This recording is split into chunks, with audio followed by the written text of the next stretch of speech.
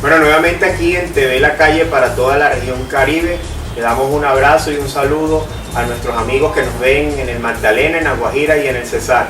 Tenemos hoy la visita agradable de dos representantes hoy elegidos electoralmente como senadores por el Uribe Centro Democrático y que vienen en representación de ese partido que hoy está creciendo, pero que no sé si llamarlo movimiento o partido político. Y por ahí quiero comenzar mi pregunta.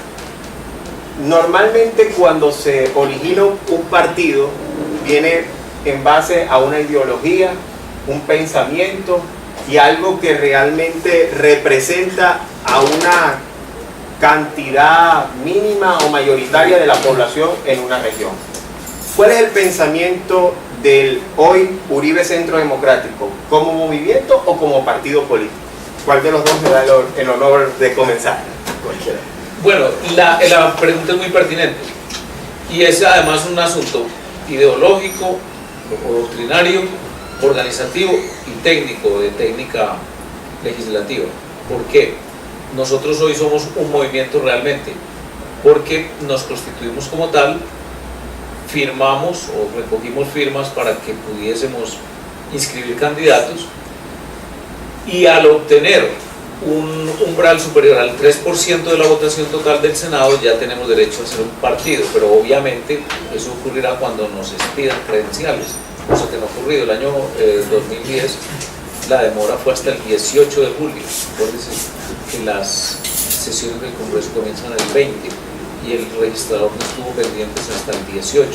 Nosotros de todas maneras sabemos que ya pasamos el umbral, en consecuencia tenemos derecho a ser partido. Y ahí sí entramos en lo que es un partido. Nosotros estamos dedicados hoy, de una manera muy concienzuda y muy enérgica, a construir ese partido, a crear la primera declaración del presidente Uribe, el 10 de abril, de marzo, perdón, pues nace un nuevo partido. Ahora, la ideología es de izquierda, de centro, de derecha. ¿Dónde ubicaría la ideología como tal para que comencemos por ahí? Ya, por la base. ¿Cómo usted ubicaría la ideología del Uribe Centro Democrático? Pues la escogencia del nombre no ha sido gratuita y es un capricho. El nombre Centro Democrático significa precisamente que nuestro movimiento quiere estar lejos de los extremos, de la izquierda y de la derecha. Queremos ubicarnos en el centro de la democracia, recogiendo lo mejor de la izquierda democrática y de la derecha democrática, pero con un planteamiento de centro. Es decir, nosotros no creemos mucho realmente en esas polarizaciones ideológicas. Creo que esas polarizaciones muy desuetas. Tenemos un ideario que es conocido absolutamente por todo el país, que coloca pues el tema de la seguridad democrática en el centro de la agenda nacional, que hace posible esa seguridad, que haya más confianza inversionista, que haya más bienestar para la población. Simultáneamente eso genera mucha cohesión social, mucha equidad, mucha igualdad. Queremos tener un Estado austero, lejos del derroche y del despilfarro, pues como el del gobierno del presidente Juan Manuel Santos. Y esos son, digamos, los grandes aspectos que identifican a nuestro movimiento. Nosotros no somos vendedores de ilusiones. Lo que estamos haciendo es atrayendo a ese uribismo que está latente, que reconoce la vigencia del liderazgo del presidente Uribe como el mejor colombiano, como el mejor presidente de los últimos 100 años, y es un liderazgo muy actual, muy vigente. Queremos retomar el rumbo que se ha perdido durante estos años de desgobierno del presidente Juan Manuel Santos, precisamente con esas ideas, con esas políticas, con esos programas que ya han probado suficientemente ser efectivos para recuperar la seguridad del país, para impulsar el crecimiento, para también propender por la equidad social. Ese es el ideario, digamos, a grandes trazos del uribismo, que lo conoce el pueblo colombiano, que lo recuerda con mucha nostalgia el pueblo colombiano, y de ahí porque hemos logrado una cantidad de votación muy significativa para un movimiento que por primera vez como uribismo Centro Democrático se estrena en el país, a pesar de todo el ambiente hostil del gobierno nacional y del Consejo Nacional Electoral, de la misma registraduría, unas elecciones donde hubo arbitrariedad, donde hubo juego sucio, donde hubo corrupción y obviamente también hubo fraude. A pesar de todas esas condiciones, logramos tener 20 senadores y 20 representantes a la Cámara con una bancada que va a actuar como un solo hombre, con mucha disciplina, con mucha identidad, con mucha unidad ideológica. Doctor Alfredo, dentro de las cosas que se discuten en el partido o de lo que realmente tiene la discusión abierta a nivel nacional, se habla del tema de la paz, tema que sé que a usted bastante le interesa. Hoy hay una posición bien enmarcada del candidato Oscar Iván, que dice que no aceptará que ninguno de los hoy negociadores en La Habana lleguen al Congreso o participen en política. Su posición como hoy senador del Uribe Centro Democrático, ¿cuál es?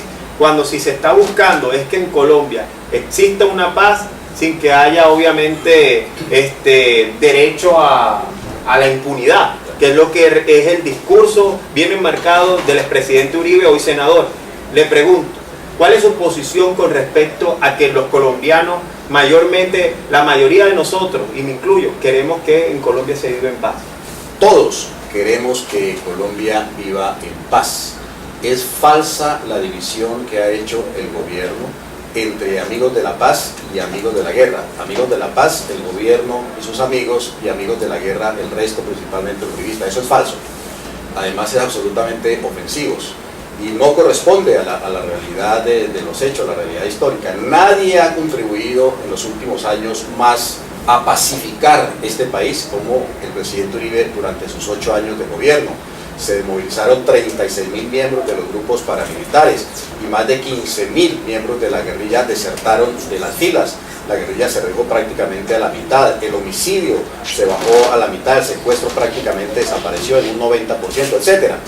Nosotros queremos la paz y queremos también que haya diálogos de paz. El problema es en qué condiciones se dialoga y cuál es el punto final de un acuerdo de paz. Nosotros estamos en contra de dialogar en medio de las bombas del terrorismo, de la barbarie, de la guerrilla. Ningún diálogo de paz, ni en Colombia ni a nivel internacional, ha sido exitoso si no ha tenido como condición previa la suspensión de la barbarie por parte de los grupos terroristas, de los grupos irregulares. Eso en primer lugar.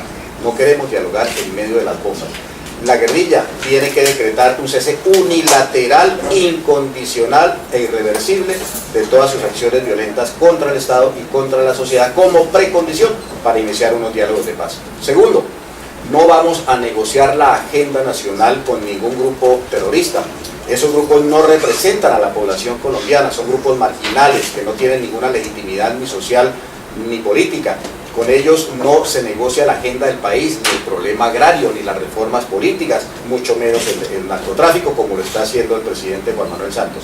Con ellos solamente vamos a acordar las condiciones de su desmovilización, de su reinserción a la vida civil, a la vida normal de la sociedad y la entrega de armas. Y obviamente, porque las leyes colombianas y los acuerdos internacionales nos obligan a eso, habrá que tener unas dosis suficientes de verdad, de justicia y de reparación a las víctimas y garantías de no repetición de la violencia. Estamos en contra de la impunidad. ¿Eso qué quiere decir? No quiere decir que todos los guerrilleros se vayan para la cárcel. No, quiere decir que quienes no hayan cometido delitos atroces, crímenes de lesa humanidad, como tortura, masacres, etc., esas personas que solamente se han alzado en armas contra la sociedad pueden seguir teniendo una vida normal, no van a ser juzgados, no van a ser encarcelados y podrían ellos sí participar en política, pero los responsables de crímenes de guerra, de lesa humanidad, tienen que ir a la cárcel. Seguramente les vamos a rebajar las penas de 45, de 50 años a 5 u 8 años de cárcel, igual que los paramilitares, pero van a perder sus derechos políticos. Eso es parte del castigo, así lo dice incluso la Corte Penal Internacional. La pérdida de los derechos políticos tiene que ser algo absolutamente decisivo, también como un castigo de la sociedad y sobre todo tiene que haber justicia para que no se repitan nuevamente nuevos ciclos de violencia. La impunidad genera nuevas violencias, tiene que haber paz con impunidad. Aquí en la costa, y disculpe doctor Alfredo, y me gustaría que esto me lo contestara el doctor José Tulio, aquí en la costa se generan muchos comentarios. principalmente que los cachacos vieron muy fácil arreglar el conflicto que se dio aquí en la región. Como por ejemplo, es muy difícil para alguien que vivía en el corregimiento de La Guajirita, en Becerril, cuando veía pasar un grupo armado, llegaba el grupo armado al caserío y le decía a la persona o al hombre o a los jóvenes que estaban ahí, agarren el arma o los matamos a todos. Esa persona tenía que entrar en alguno de los grupos armados, ya sean paramilitares o guerrilleros. Entonces, ¿cómo el Estado hoy pretende de que esa persona que se armó en un momento donde el Estado realmente tenía que brindarle las herramientas de seguridad y que el verdadero culpable de que hoy esa persona sea guerrillera o fuese paramilitar era el mismo gobierno, que no le dio las herramientas para que ellos estuviesen protegidos? Usted, que siempre al parecer es el que, según dice la gente, le gusta bastante la pelea y no da su brazo a torcer, dígame qué solución le da usted a esta sociedad que hoy está involucrada en una guerra y que no sabe si entregar las armas para terminar en la cárcel o finalmente poder salir en libertad, ya que ellos no contaban con la seguridad que el gobierno tenía que prestarles. Bueno, estamos en un escenario donde incluso hay más herramientas para entender el problema. Le voy a decir por qué. Usted se acuerda de la novela de Sánchez Baute, tal vez Líbranos del Bien, es como se llama, que trae un paralelo entre Jorge 40, recuérdeme el apellido, Ricardo Palmera y que es el mismo Simón Trinidad, y Jorge 40, apellido Tobar Duco. En esa novela uno, hijos de Valledupar, exacto, uno capta muy bien, primero, que no hay ninguna diferencia, es decir, es un designio criminal. Ambos tomaron voluntariamente la decisión. Que no me vengan con el cuento de que Ricardo Palmera estuvo obligado a meterse a actividades guerrilleras de secuestro, extorsión, asesinatos, etc. Nadie lo obligó, él tomó esa determinación, él. Y además con convicciones, es decir, con decisión personal, igual por 40. Entonces, la decisión del presidente Uribe partía de este conocimiento. Primero, una cosa es quienes son los que hacen, quienes determinan, a los determinadores o los jefes o los cabezas, y otra cosa es esa base reclutada como la que usted me acaba de pintar. Es totalmente distinto. Y si usted observa el tratamiento que el presidente Uribe dio a ambos casos, lo concreta en que la gran mayoría de esos determinadores de crímenes del paramilitarismo, e inclusive 3 de la FARC, Sonia, Simón Trinidad y un hermano de Fabián Ramírez, están extraditados. Pero si usted pregunta por la base guerrillera y la base paramilitar, ¿dónde está? Están en la calle. Y es que eso no quiere decir impunidad, quiere decir que se hizo una distinción que parte de la base de que cualquier forma de organización criminal hay que perseguirla y hay que darle opciones a los jefes para que se desmovilicen y se reinserten sobre la base de que cumplan las penas que ordene la ley, en el caso de Justicia y Paz, 8 años, pero no impunidad. Y en segundo lugar, no elegibilidad, es decir, quien ingresó a las hordas de la guerrilla o a las hordas del paramilitarismo, ya por ese solo hecho se excluyó de ser representante en democracia de los ciudadanos en el Congreso, en la Asamblea. Ahora, como lo que se está buscando es una negociación, y ustedes deben de entender que cuando uno está negociando, ambas partes deben de ceder. En el sentido, bueno, sí, yo me quito mi comodidad de tener armas, de tener dinero, de tener narcotráfico, tal, con mis incomodidades también, de ser perseguido, de estar escondiéndome y todo, pero gobierno, que pero eso se lo podrías aplicar también a los narcotraficantes y a las bandas criminales, es que no son partes. Es que igual las bandas criminales y los narcotraficantes, cuando se entregan y confiesan y entregan propiedades, les hacen rebajas de pena. Exacto, y eso mismo hay que hacer con la guerrilla. Ahora, si la guerrilla está haciendo eso, ¿usted estaría dispuesto a que la guerrilla entre al Congreso, a que sea elegido, a que sea un... Se lo voy a decir con una frase bien larga. 2 puntos, no. Porque es que mira, el que se dedicó a la criminalidad, bien sea por motivación política, bien sea porque quería mucho dinero, bien sea simplemente porque es un malevo, porque es un esquizofrénico, cosa parecida, ya no está llamado a la representación popular. Es que la representación popular supone unos méritos éticos, unos méritos morales, de vida, de respeto incluso a los derechos de los demás. O sea que cosa que no tiene en cuenta Santos. Santos es un hombre, parecería perverso en el pleno sentido de la palabra. Le parece lo mismo Timochenko que los ciudadanos. Pero mira, hay que insistir en lo siguiente. Ajá. Los guerrilleros que no sean responsables de crímenes de lesa humanidad, de barbarie, de masacres, de tortura, de secuestros, etcétera, esos guerrilleros que solamente se han levantado en armas contra el Estado, que han hecho uso ilícito de unos uniformes y de unas armas de uso exclusivo de las fuerzas militares, esos guerrilleros pueden ser, digamos, absueltos de esos delitos, se van para la calle y ellos pueden participar en la vida política nacional, ser elegidos alcaldes, gobernadores, parlamentarios, los que sean. Pero aquellos que son responsables de esos crímenes bárbaros tienen que ir a la cárcel con unas rebajas de penas, obviamente. Exacto. Si entregan las armas y se comprometen a reparar a las víctimas, pero ellos sí perderán sus derechos políticos. Ellos no pueden ser elegidos como representantes del pueblo colombiano. Perdieron esa posibilidad. Esos son acuerdos internacionales. Y no es porque lo esté negando nadie, no porque ellos mismos se excluyeron. Y le pongo dos casos. ¿Se acuerda de Plotter? No se acuerda. Plotter era jefe político de un frente. Y además todos los testimonios dijeron, no, es que él nunca actuaba militarmente. En el gobierno del presidente Uribe se desmovilizó y está en la calle. Es asesor del señor Sergio Jaramillo. Y se acuerda de Karina, está en la cárcel con tratamiento benigno. Sí. Pero Karina era una criminal, una genocida. Distintos casos. Entonces la gente dice, no, es que Uribe es un radical y es un peleador, o es un, ¿cómo me dijiste que yo estoy? No. Apoyado por José Arturo, tenemos que decir siempre eso. Pero yo lo apoyo es porque tiene toda la razón. Pero sin embargo, a mí me gustaría anotar, porque estábamos hablando, y para esto irnos a comerciales, como primer punto en la ideología del Uribe Centro Democrático, jamás negociaremos con la guerrilla. No, claro que sí. El presidente Uribe incluso se reunió con la guerrilla en... Los buscó insistentemente a las FARC y al ELN para negociar con ellos y les dijo, yo quiero negociar con ustedes en estas condiciones. Ustedes suspenden inmediatamente los secuestros, el reclutamiento de menores, la siembra de minas quiebrapatas y vamos a discutir solamente estos temas. ¿Les gusta o no les gusta? Los paramilitares dijeron sí. La guerrilla dijo no, los paramilitares se desmovilizaron y la guerrilla siguió así. Antes de que se vaya para comercial le cuento esto. Pablo Catatumbo llamó a través de Angelino Garzón, gobernador del departamento del Valle, a la presidencia, a través de Angelino.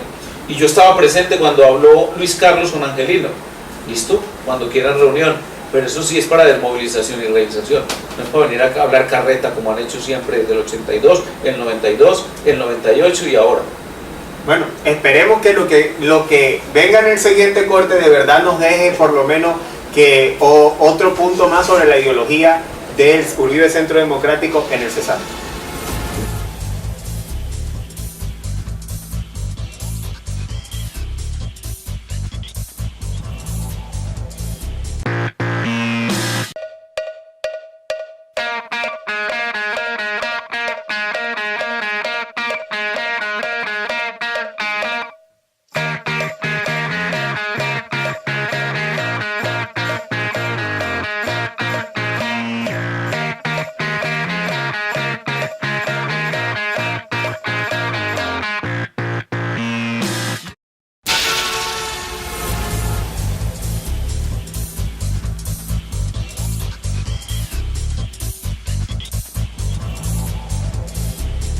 Bueno, seguimos acá con nuestros invitados especiales, siguiendo hablando del Uribe Centro Democrático.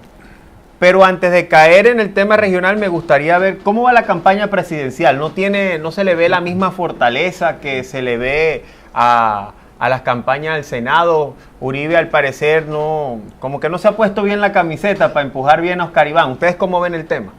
Yo estoy feliz porque veo derrumbar a Santos. Eso para mí es una felicidad personal.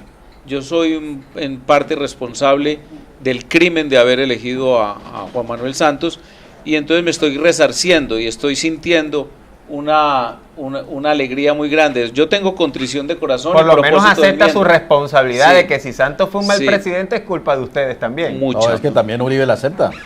Sí. También Uribe pedimos acepta perdón, la responsabilidad. además. Por eso es que queremos reparar el daño. Esa es la Queremos diferencia reparar el daño. con la FARC. Nosotros pedimos perdón. Nosotros pedimos perdón y queremos reparar el daño. Queremos hacer propósito de enmienda eligiendo a un presidente como Oscar Iván Zuluaga para que repare todos los daños que ha venido haciendo Santos. ¿Y si Santos. Oscar Iván hace lo mismo? Yo estoy feliz es porque se derrumbó Santos. Ya de en adelante comienza la construcción de una cosa nueva. Nosotros en el Congreso vamos a apoyar. De ser presidente en cuerpo ajeno es un poco difícil, porque entonces uno no sabe finalmente con que el que se monte en la silla termina de pronto dándole la espalda a uno. Porque dijéramos, uno hacía campaña para el Senado de la República pensando que íbamos a hacer bancada de oposición. Yo creo que ya en cualquier escenario nosotros no vamos a hacer bancada de oposición. Si fuese presidente Santos, sí, pero como no lo va a hacer, entonces yo estoy muy confiado de que Uribe va a ser el gran líder de la bancada gubernamental, va a arrastrar a la mayoría del Congreso. Y ahí sí viene el tema regional, porque el tema regional necesita primero un líder como Uribe, al frente, en la discusión, en el debate, y segundo, un gran apoyo de todas las bancadas, y para eso creo que el liderazgo del presidente Uribe en el Senado va a ser sustancial. Ahora, pero hay que tener en cuenta lo siguiente, 3 de cada 4 colombianos, según todas las encuestas, todas coinciden en eso, 3 de cada 4 colombianos no quiere la reelección de Juan Manuel Santos. Y la intención de voto por Juan Manuel Santos está estancada en el 23% y sigue bajando. Mientras que otros candidatos como Oscar Iván Zuluaga y también Enrique Peñalosa están subiendo lenta pero constantemente. Eso nos puede llevar a un escenario que no es descartable, sino que por el contrario puede ser el más probable. Y es que al final del día Juan Manuel Santos no pase a la segunda vuelta y la segunda vuelta se decida entre Oscar Iván Zuluaga y Enrique Peñalosa. Bueno, senador, y si usted le toca escoger entre no está Juan Manuel Santos, no está Oscar Iván y le colocan a Marta Lucía Peñalosa, ¿para dónde se va usted? Tendríamos que como partido disciplinado, homogéneo, pero personalmente tomar una determinación. Pues Marta Lucía Ramírez, obviamente que ha sido una gran compañera, ella fue ministra de Defensa y fue la que inició la seguridad democrática con el presidente Uribe. Es una persona que nos da toda la confianza en todos los temas. Obviamente que la primera carta pues para una alianza eventual tiene que ser Marta Lucía Ramírez, que ha dado unas pruebas de heroísmo, de entereza muy grande, peleando contra todos los enmermelados del Partido Conservador, que ha sido elegida por las bases conservadoras y a quien le quieren arrebatar esa condición de candidata del Partido Conservador mediante trampas y mediante triquiñuelas en el Consejo Nacional Electoral, así como las hizo el presidente Juan Manuel Santos y los partidos de la Unidad Nacional, impidiéndonos a nosotros tener el nombre de Uribe en nuestro logo identificatorio. Pero muy improbable, ¿sabe por qué? Porque lo que yo le estoy diciendo es con base en las encuestas. Ese cuentecito de que las encuestas son como la longaniza, un mundo de pendejadas. Las encuestas son el elemento de trabajo de cualquier político serio, porque es un elemento estadístico. Eso no lo inventaron, ni es una inspiración divina. No solamente para lo político, sino para cualquier estudio social. Imagínese usted un gran empresario que no mire la estadística de cómo se comportan sus posibles clientes frente al producto, que es lo mismo. Entonces, en la estadística que yo he observado, Marta Lucía, 0, ni sube ni baja, porque se puso en un techo tan bajito, 5%, que no pesa. Al que le estoy diciendo yo que sale de la baraja, con absoluta certeza, es a Santos. Porque Santos viene del 30, bajó al 27, al 23, perdón, me dicen que hubo ayer, en estos días, una encuesta que lo puso en 21, y además, la revista Semana me da toda la razón. La revista Semana, que es la más santista de los santistas, se pregunta qué le pasa a Santos. Si es tan buen muchacho no lo es. Pero de todas maneras, se pregunta así, ¿qué le está pasando? Y lo que le está pasando es que está fuera de foco. Recuerde que Santos es producto suyo. Sí, claro. Pero no me lo desmerite tanto. Mi papá sí que conocía a sus 12 hijos y sabía muy bien cómo se comportaría cada cual en determinadas circunstancias. De manera que nosotros sabemos que él no tiene salida. Porque la salida que tuvo En mayo del año 2010 se la dimos nosotros. Y bueno, simplemente arrepiéntase y vuelva otra vez al sendero uribista. Lo hizo de una manera falseada, él se reservaba una idea contraria, pero eso le dio los votos, 9 millones de votos en la segunda vuelta. Bueno, mis amigos senadores, fueron más de 30.000 cesarenses que le dieron a ustedes el aval para que hoy digan que son senadores, ya que la lista es cerrada. En el Cesar votaron por ustedes. Así es. ¿Verdad? Sí. Mi pregunta es la siguiente. Dentro de esa base que consiguieron los 30.000 votos, 38.000. a partir Casi de 40.000. Partamos de la base que fueron más de 30.000 votos para no caer en una cifra exacta porque realmente no la tengo. Pero sí les puedo decir de que dentro de esa base existió un grupo de jóvenes que trabajó, estuvo liderizado por el candidato también al Senado Faruk Urrutia, por los candidatos a la Cámara Ñego Ariza, Yalile, bueno, en fin, gerenciada por el doctor Álvaro José Soto. Esa gente que hoy participó en política obviamente tienen intereses políticos para formar parte en algún momento de un consejo, de una alcaldía, de una asamblea o hasta de una gobernación. Mi pregunta es lo siguiente: ¿cómo va a ser el Uribe Centro Democrático para no caer en lo que vienen cayendo los partidos tradicionales como el liberal, como el conservador, como Cambio Radical y hasta el mismo partido de la U de donde vienen ustedes, para que no se vuelvan los avales un negocio, para que no se vuelvan los avales unos partidos de familia donde yo soy hoy, mañana es mi primo, pasado es mi tío y después es mi hermano? ¿Me entiendes? ¿Cuál va a ser la herramienta que va a utilizar el Uribe Centro Democrático para que no pase esto en todas las regiones de Colombia? ¿Qué piensan hacer? Democrático, Uribe Centro Democrático. Y eso quiere decir vida de partido, decisiones colectivas, una administración del partido con base en la militancia tomando determinaciones. Que se olviden los que creían que nosotros íbamos a hacer un partido de parlamentarios. Los parlamentarios tienen una función dentro de la estructura estatal y dentro del partido, pero no nominar, no señalar, no poner el dedo y siempre estar actuando como una empresa particular o personal o un feudo. Queremos hacer un partido totalmente distinto. El partido Centro Democrático va a ser un partido de sus militantes. Ellos van a ser la autoridad soberana para decidir cómo escogen y a quién escogen para que los represente y les rinda cuentas en los cargos públicos. Ahora lo que se viene es la elección de alcaldes, de gobernadores, consejos, asambleas, etcétera. Tendrá que ser un proceso muy democrático. Aquí se acaban esas viejas costumbres de estar concediendo avales al recién llegado que cae en paracaídas porque tiene mucha plata o porque es amigo del líder regional o porque tiene una red de clientela. No, aquí va a ser decisiones absolutamente democráticas. Pero déjeme agregar esto. A pesar de que no hay un vocero, un representante del Cesar, nacido en el Cesar, en el Senado de la República, nosotros venimos acá a agradecer a toda la ciudadanía del Cesar el apoyo que nos dieron en las elecciones, eso casi 40.000 votos.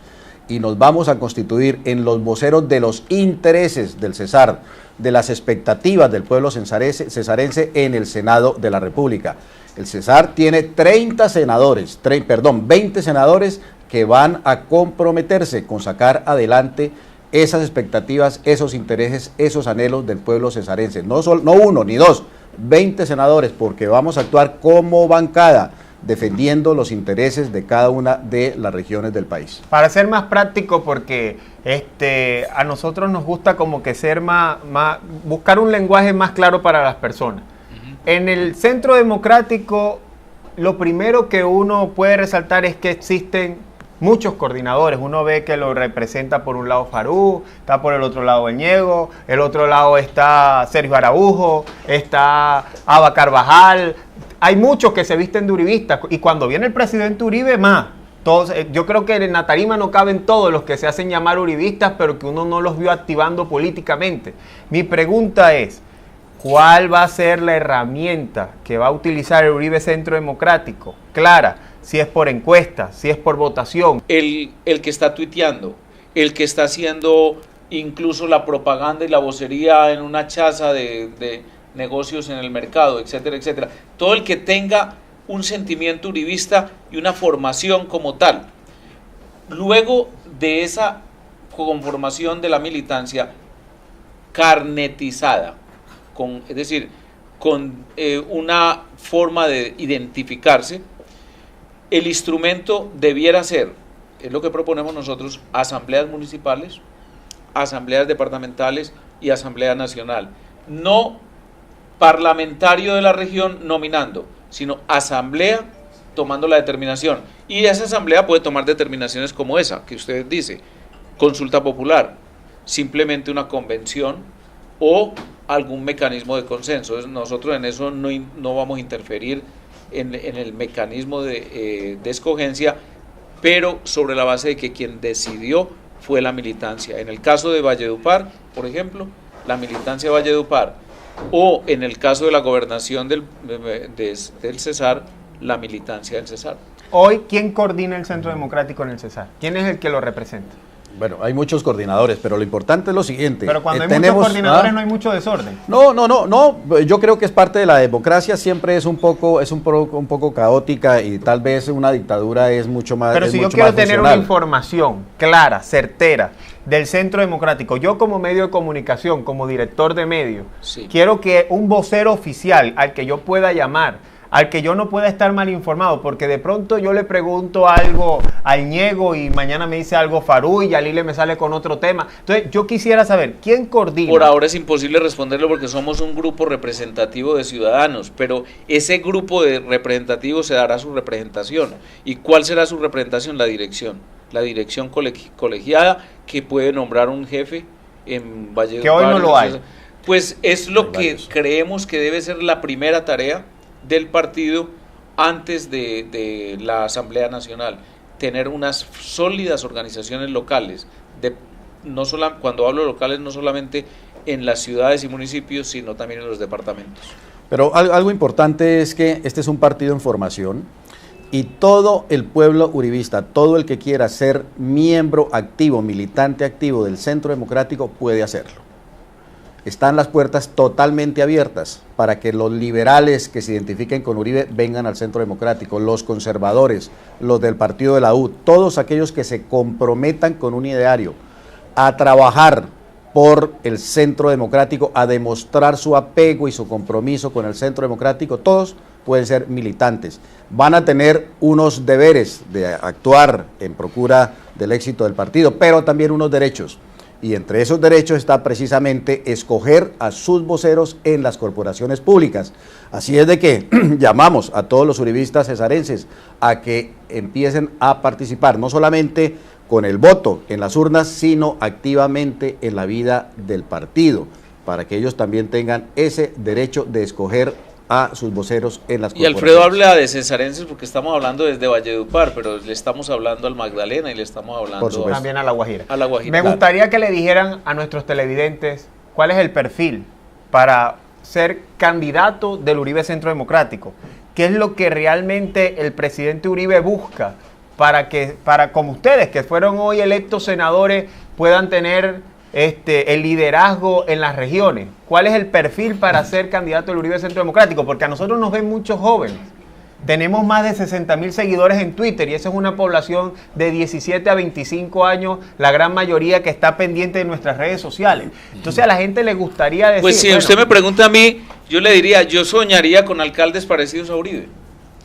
Igual de trabajadores, igual de estudiosos, igual de serios en sus determinaciones. Pero eso se escucha muy uribista y uno no puede diosificar a Uribe tampoco, que es el mejor. Usted me está hablando de un perfil y yo se lo doy. Sí, pero ahora, algo más... lo que pasa es que usted me está buscando nombres y yo ahí no me Uribe atrevería. no puede ser lo único bueno que tenga Colombia, debe existir otras cosas que también muestre que... Claro. Entonces, Pero son las cualidades, digamos, con las cuales, sí. buscando personas que hicieron parte de la lista nuestra. ¿Cuál fue el criterio, digamos, de la escogencia de esos candidatos? Y el criterio era, pues, honestidad, compromiso con el uribismo, gente sin torcedera, que no se vaya, pues, a torcer por un cargo, un puesto, un contrato. ¿Qué tal que llegue una mermelada grande? ¿Usted no se torcería? Yo, no, bueno, además no me he torcido y ya tengo 62 años. O sea que yo ya no tengo torcedero. Pero además le quiero decir esto. Que venga un contrato de esos grandes de 60.000, de 100.000 millones. ¿Ustedes creen que no habrá un senador uribista por ahí que le guste la mermelada? Ay, de que llegue a verlo. porque se le vendría encima no solamente los otros 19 senadores, Que le guste la mermelada. sino ¿Usted le gusta la totalidad del mermelada? partido. Para nada, no. He sido siempre Apático a la mermelada. un trabajador que se ha ganado con el sudor de su frente en la academia, en el periodismo, que jamás Por he lo tenido menos la de contratos fresa es públicos. sabrosa, ¿Ah? como la de piñas. No sé. es Ojalá rica, nos ¿sí hubiéramos o no? quedado sin Santos en una mermelada normal de los desayunos, pero es que Santos convirtió la palabra mermelada en la peor, en el peor de los crímenes, en la utilización del erario para la compra de votos, para la manipulación de la voluntad popular y sobre todo frustró muchas posibilidades de crecimiento. Mire, alguien ahora antes de entrar en el programa comentaba cuánto valían los solos cupos indicativos de 3 senadores del Caribe, y esos 3 senadores del Caribe se comieron, es decir, despilfarraron 385.000 millones de pesos que hubieran servido para grandes obras de desarrollo.